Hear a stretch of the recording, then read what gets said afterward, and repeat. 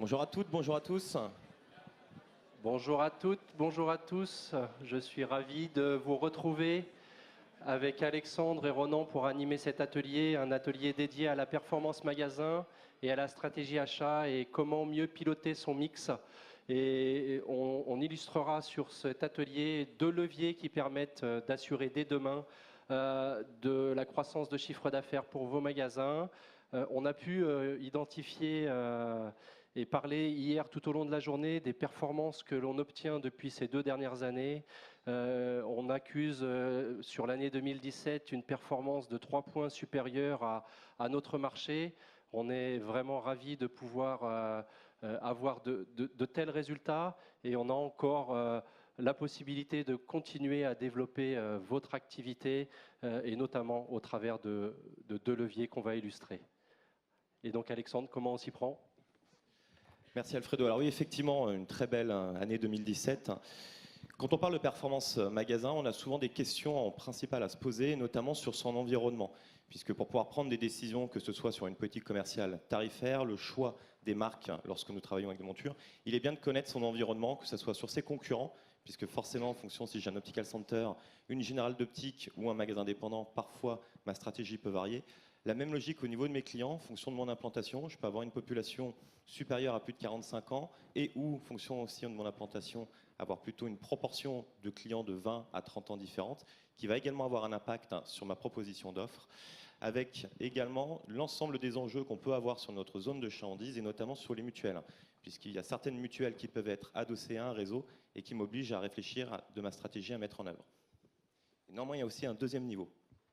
Absolument, Alexandre. Il est fondamental, comme il nous l'indiquait, d'avoir une bonne maîtrise de son environnement et savoir où est-ce qu'on opère, avec qui est-ce qu'on le fait. Mais il est tout aussi essentiel de savoir comment est-ce qu'on le fait. Et comment est-ce qu'on le fait, c'est tout d'abord comment est-ce qu'on structure l'offre produit que l'on a sélectionné. Vous le savez, aujourd'hui, il y a une telle diversité de propositions sur le marché qui est proposée par l'ensemble des industriels. Il faut que vous fassiez votre propre tri en fonction de vos besoins, des besoins de vos clients et de la façon dont vous souhaitez conduire vos affaires.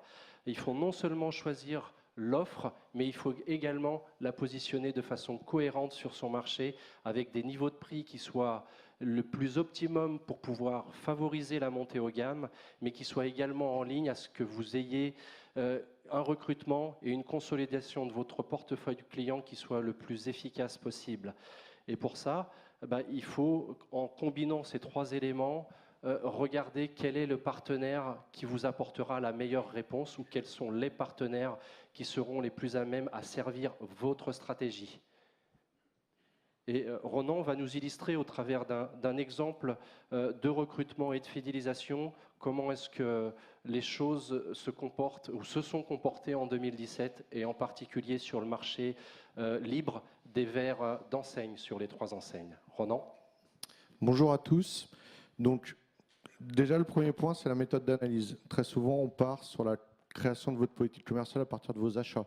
On vous propose plutôt de partir sur vos ventes. Vous avez un outil qui est dédié avec ODG. Et c'est quoi d'analyser les ventes? C'est vraiment, alors vous avez les points de départ avec le chiffre d'affaires, le volume, votre panier moyen, mais c'est vraiment décortiquer tout ce qui se passe dans votre magasin, à la fois en marché libre, mais aussi dans chaque réseau de soins. Comment vous fonctionnez par fournisseur, c'est-à-dire en marché libre, mais en réseau de soins. Comment vous fonctionnez au niveau de vos recommandations, quelle géométrie de verre vous allez préconiser. Comment vous allez le suivre. Et donc, c'est vraiment de ce postulat-là, des analyses que vous allez faire, que vous allez pouvoir optimiser réseau par réseau, marché libre par marché libre, et donc de trouver le moyen d'améliorer votre performance. Ça, c'est la partie commerciale. Il y a la performance, et d'autre côté, vous allez venir corréler votre politique d'achat, ce que vous achetez, et donc de mettre ces 2 éléments l'un avec l'autre va permettre d'améliorer votre rentabilité au global. Vous avez donc la méthode d'analyse, vous allez utiliser ODG, mais derrière, c'est aussi comment je vais pouvoir optimiser le mix produit, et on va essayer de l'illustrer pour que ce soit plus clair pour vous. Premier point, vous avez votre politique commerciale, vous l'avez mise en place. Bien évidemment, c'est est-ce que mes collaborateurs la respectent, est-ce qu'ils l'appliquent. Donc là, vous allez analyser vos ventes pour vraiment vérifier cette bonne application. Le deuxième point, c'est est-ce qu'ils vont utiliser les outils. Donc le groupe met aujourd'hui à disposition les ATV avec une recommandation. ils l'utilisent, mais si vous utilisez vous-même un autre verrier, est-ce que vous avez des outils mis à disposition auprès de vos collaborateurs qui sont clairs et clairement définis pour pouvoir faire en sorte d'optimiser chaque vente dans chaque réseau de soins et notamment aussi en marché libre. La dernière chose, donc, c'est de piloter votre mix produit et dans l'analyse que vous allez faire à partir de vos ventes, de voir quel axe de progression vous allez avoir. Et on va l'illustrer juste après. N'oubliez pas, il y a l'analyse de votre performance commerciale, mais il va y avoir aussi tout ce qui se passe en dehors de votre magasin. J'ai ma politique commerciale, mais que font les concurrents? Quelle politique ils utilisent? Quels verriers ils font? À quel prix? Quel réseau dans lequel ils sont partenaires? C'est vraiment tous ces éléments-là qui vont vous permettre de construire votre politique et d'être plus performant au quotidien. À travers la slide, ce qu'on a voulu illustrer, donc il y avait 3 enseignes. On met en avant uniquement le marché libre. Ce sont uniquement sur les verres enseignes. Ce sont des données réelles. Alors, l'échelle est un petit peu différente, mais les données sont vraiment réelles. Premier point, il y a le panier moyen. Donc, on est uniquement marché libre sur l'année 2017. Premier point, donc panier moyen. Ce qu'on voit, c'est qu'on va avoir, on va servir de façon... Oui, c'est bon. On va servir de façon plus chère, sans rentrer dans le détail, les nouveaux clients par rapport aux anciens clients. Vous êtes dans une phase de recrutement, d'une manière générale, est-ce que c'est normal de servir les nouveaux clients de façon plus chère que les anciens? Les anciens, à l'inverse, vous connaissent, viennent pour vous, ont une vraie... aujourd'hui, ils vous font confiance. Est-ce que vous n'avez pas l'occasion aussi de leur proposer des produits plus haut de gamme plutôt que de rentrer d'une manière générale dans le dossier, de dire vous étiez bien de vos verres, on vous remet la même chose? Alors, effectivement, c'est une observation qu'on ne s'attendait pas à trouver. Le fait qu'un nouveau client qui ne vous connaît pas ait un niveau de prix moyen qui soit supérieur à celui qui vous est fidèle. Effectivement, Ronan le soulignait, hein, ce qui importe, c'est pas l'échelle, c'est la tendance. Et vous voyez, si vous raisonnez en euros, l'écart est faible. Mais si on creuse un peu plus, on va se rendre compte que finalement, un ancien client est venu il y a 2 ans, 3 ans, avec un niveau de prix que vous pratiquiez et avec des niveaux d'achat qui étaient différents, puisque vous avez porté au moins 2 inflations de tarifs entre les deux. Et tant soit peu que l'un soit servi au même niveau de prix que l'autre, c'est-à-dire qu'on serve à des prix identiques les nouveaux et les anciens clients, ça signifierait qu'il y aurait malgré tout de la déflation sur les clients qui vous sont fidèles. Et effectivement, on ne s'attendait pas à observer sur ces produits-là ces tendances-là. Et puis derrière, Ronan va nous commenter une des raisons qui explique ces résultats, et notamment au travers de la structure du mix produit sur les 3 enseignes. Donc par rapport à ça, il y a votre panier moyen. L'idée, ce n'est pas de vendre plus cher, c'est de comprendre comment se structure votre panier moyen. C'est vraiment les 3 graphiques que vous avez en bas et qui structurent l'offre des gammes MDD aujourd'hui. Et c'est ce mix produit-là qui va créer votre panier moyen. La vraie question derrière, c'est est-ce que j'ai la capacité de m'améliorer, de performer, d'optimiser mon mix produit? Aujourd'hui, vous avez donc, si on prend Crise, vous avez le mix produit à 220 € avec le basique jusqu'au Full HDID.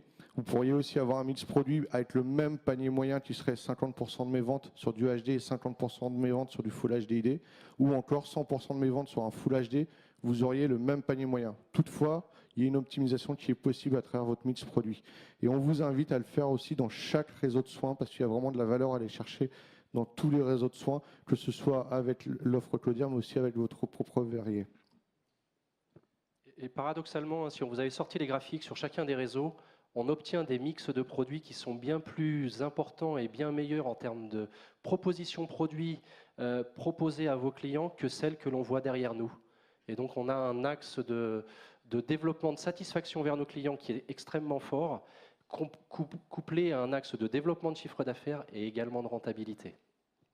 Juste pour conclure dessus, on voit aussi que dans les réseaux de soins, très souvent, pas pour tout le monde bien sûr, le panier moyen est supérieur à votre marché libre. Donc il y a aussi la possibilité de faire de la montée en gamme dans le marché libre. En résumé, l'idée c'est de penser coût global pour le client, vente complète avec la deuxième paire, première, deuxième paire. De penser part de marché volume et de faire en sorte que vos clients reviennent plus souvent. Alexandre va en parler juste après, du renouvellement avec adaptation et à l'identique.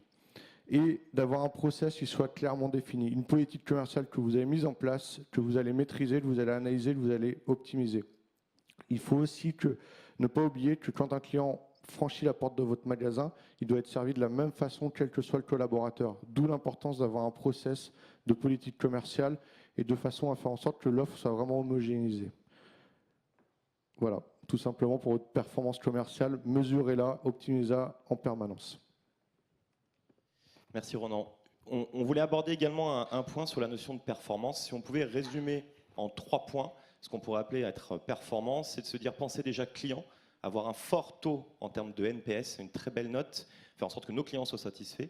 Un deuxième indicateur pour pouvoir mesurer notre performance, c'est le délai de renouvellement. À quelle fréquence reviennent mes clients? Plus ils reviennent rapidement, plus je développe ma performance. Et un troisième indicateur est bien évidemment la part de marché que je peux avoir sur ma zone d'achalandise. Si on devait juste retenir ces 3 critères à travailler, ce sont ces 3-là. Vous l'avez vu pour ceux qui ont assisté aux ateliers de la DOSI, notamment par rapport à toutes les évolutions que nous avons sur des outils informatiques. On en a un bel sur la notion de ODG2 qui va être beaucoup plus simple en termes de lecture pour vous aider à construire votre politique commerciale.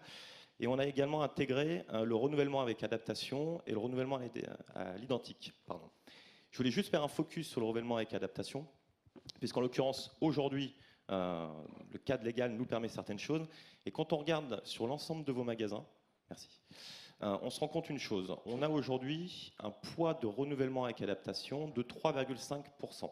C'est-à-dire que sur 100 ventes optiques, 3,5 ont été faites dans le cadre d'un renouvellement avec adaptation. Et quand on regarde le délai moyen de renouvellement entre un client qui revient avec adaptation, on est à quasi 25 mois, versus la moyenne de tous vos clients, 35 mois.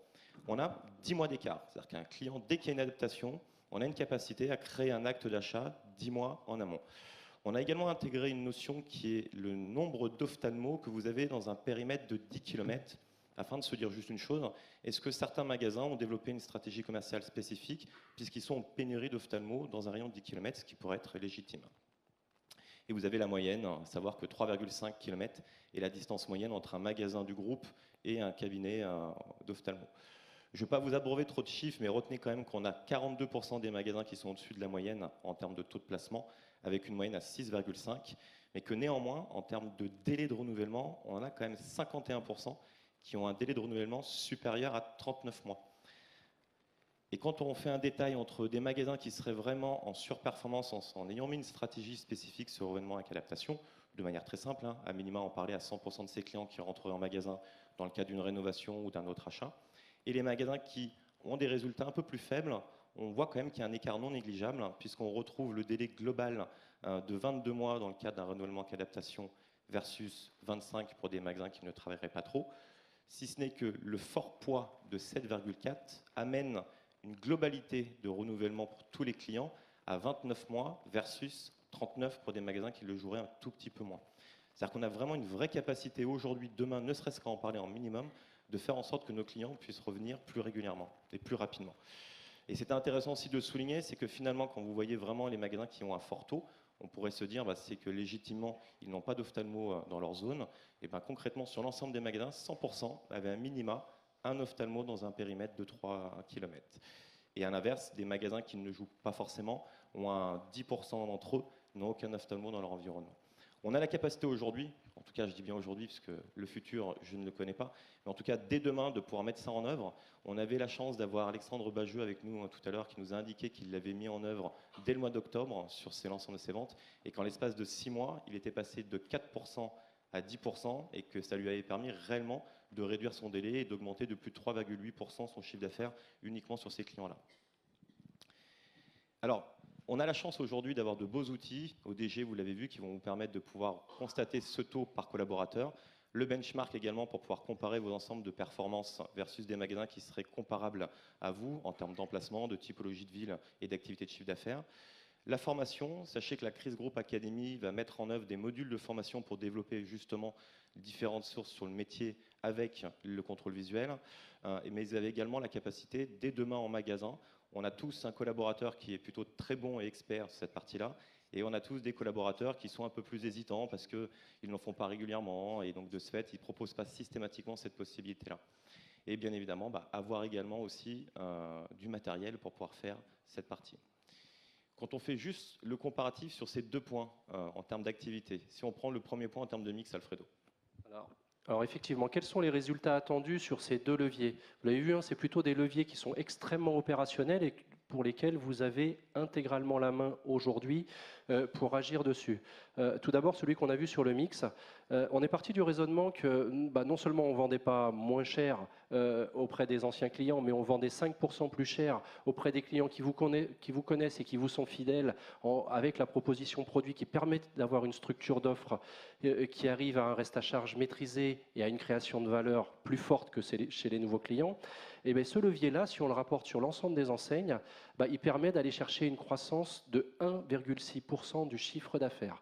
Donc vous voyez, c'est une action de pilotage, de conduite des affaires et de maîtrise de l'offre proposée par l'ensemble des collaborateurs et qui soit managée, permet à ISO client d'aller chercher 1,6% de chiffre d'affaires.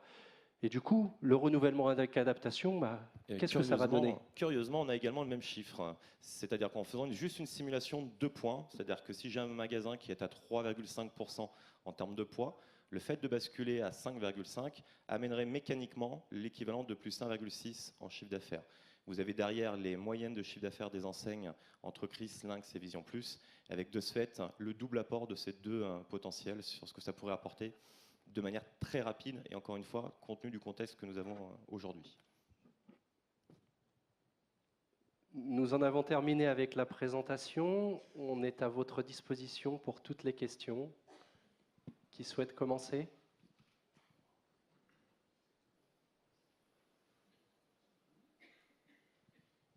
Magnifique, il n'y a plus qu'à. Je vois votre approbation, votre consentement.